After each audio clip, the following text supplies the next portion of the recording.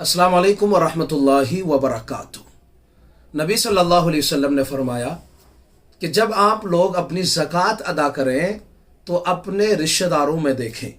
चूँकि रिश्तेदार को ज़कात अदा करते हुए, ये सदक़ा फ़ितर अदा करते हुए, ये सदका अदा करते हुए जब आप अपने किसी रिश्तेदार को देते हैं तो आपको दोहरा अज्र मिलता है। अगर ज़कात अपने रिश्तेदारों में देते हैं तो डबल अज्र मिलता है। अगर सदका फ़ितर अपने करीबी रिश्तेदारों में देते हैं तो दोहरा अज्र मिलता है। क्यों? क्योंकि एक तो आपको ज़कात अदा करने का सवाब मिलेगा और दूसरा अपने रिश्तेदारों के साथ में सिला रहमी करने का अल्लाह ताला सवाब अता फरमाएंगे। लेकिन कुछ रिश्तेदार हमारे वो हैं जिनको आप ज़कात दे सकते हैं, वहीं पे कुछ रिश्तेदार वो भी हैं जिनको आप ज़कात नहीं दे सकते। तो मैं आपको ये बात क्लियर करने वाला हूँ किन रिश्तेदारों को आप ज़कात दे सकते हैं और वो कौन से रिश्तेदार हैं जिनको आप ज़कात नहीं दे सकते। वो रिश्तेदार जिनको आप ज़कात दे सकते हैं, नंबर 1 भाई है, आप अपने भाई को ज़कात दे सकते हैं। बहन है, अपनी बहन को भी ज़कात दे सकते हैं। भतीजा है, भतीजी है, भांजा है या भांजी है। इसी तरह चचा है, फूफी है, खाला, मामू, सास, ससुर, दामाद वगैरह इन तमाम लोगों को आप अपनी ज़कात दे सकते हैं। लेकिन शर्त यह है कि ये आपके रिश्तेदार मुस्तहिक के ज़कात होने चाहिए, यानी ये गरीब हो, इनको ज़कात की ज़रूरत हो।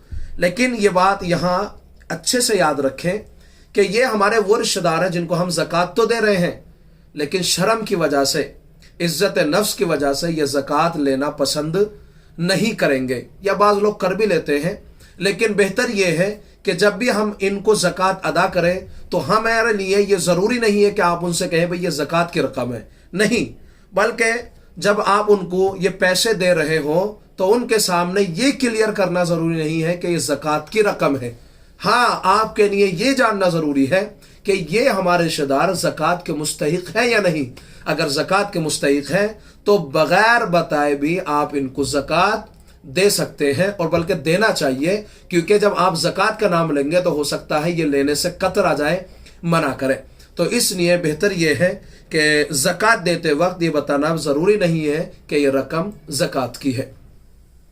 दूसरे कुछ रिश्तेदार हमारे वो हैं जो मुस्तहिक तो है ज़कात के, लेकिन आप उनको ज़कात किसी भी सूरत नहीं दे सकते। कौन है वो? कुछ उसूल हैं और कुछ फुरू हैं। उसूल में जैसे बाप है, दादा है, परदादा है, ऊपर तक, तो ये सब लोग इसमें शामिल होंगे। वैसे ही दादा है और दादा के साथ में फिर दादी आ जाती है। वैसे ही नाना है और नानी के साथ में नानी आ जाती है। तो ये वो हैं जिनको आप ज़कात नहीं दे सकते। वैसे ही आप समझे सौतेली माँ उसूल में दाखिल नहीं है, लिहाजा उसूल के एतबार से अगर देखेंगे तो ये उसूल में चूंकि दाखिल नहीं है, लिहाजा सौतेली माँ को आप ज़कात दे सकते हैं, कोई हर्ज नहीं है।